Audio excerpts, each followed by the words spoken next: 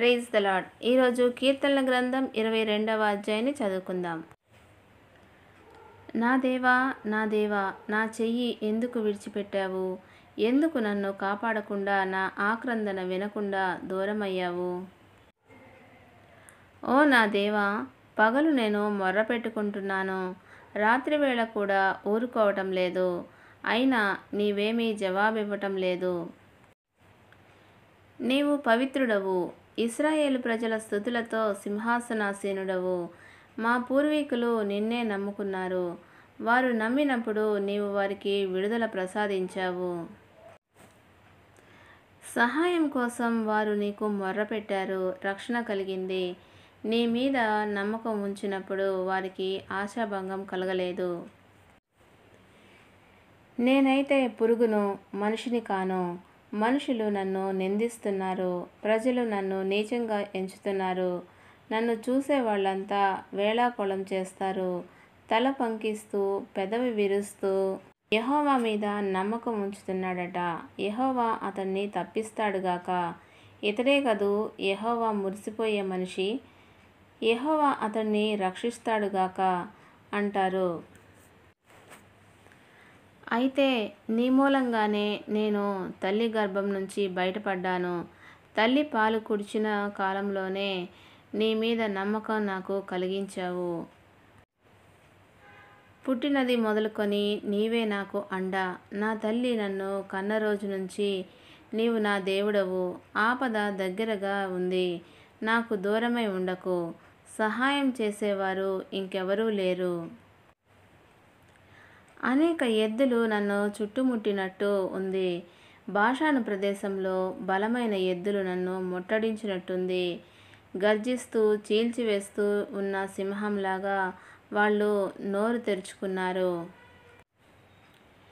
నేను పారబోసిన నీళ్ళలాగా అయిపోయాను. నా ఎముకల కీళ్ళన్నీ తప్పాయి. నా హృదయం నాలో మైనంలాగా కరిగిపోయింది. నా బలం చెల్లపెంకులాగా ఎండిపోయి ఉంది. నా నాలుక దవడకు అంటుకుపోయింది. నీవు చావు ధూళిలో నన్ను పడవేశావు. కుక్కల లాంటి వాళ్ళు నన్ను నలుప్రక్కలా చుట్టుకున్నారు. దుర్మార్గుల గుంపు నన్ను ఆవరించింది. నా కాళ్ళు చేతులు పొడిచివేశారు. నా ఎముకలెన్నో నేను చూసి లెక్క పెట్టగలను. వాళ్ళు నన్ను ఎగాదిగా చూస్తూ ఉన్నారు. నా వస్త్రాలను తమలో తాము పంచుకొని నా అంగీ కోసం చీట్లు వేస్తున్నారు.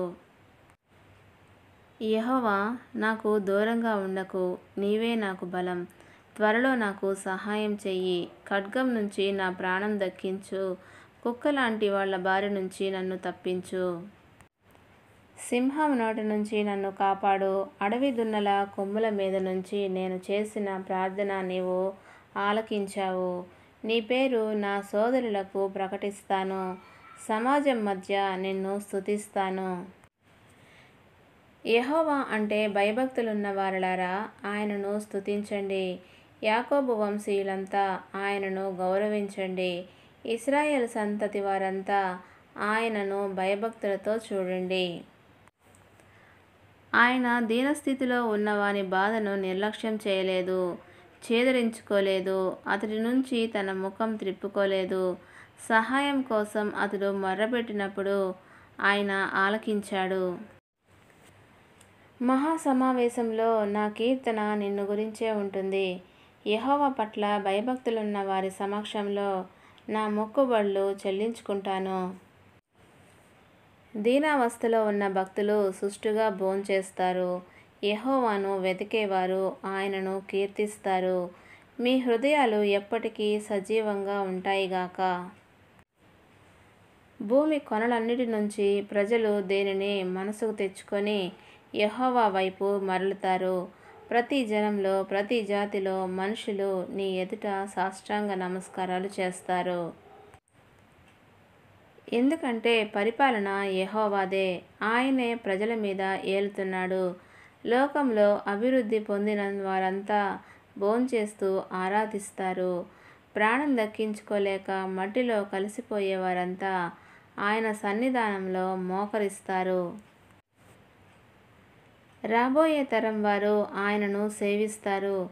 ముందు తరానికి ప్రభువును గురించి చెప్తారు. వారు వచ్చి ఆయన చేసిన దానిని తర్వాత తరం ప్రజలకు తెలియచేస్తారు. ఆయన న్యాయ విధానాన్ని చాటుతారు. దేవుడి పరిశుద్ధ వాక్యమును దీవించునుగాక. ఆమెన్.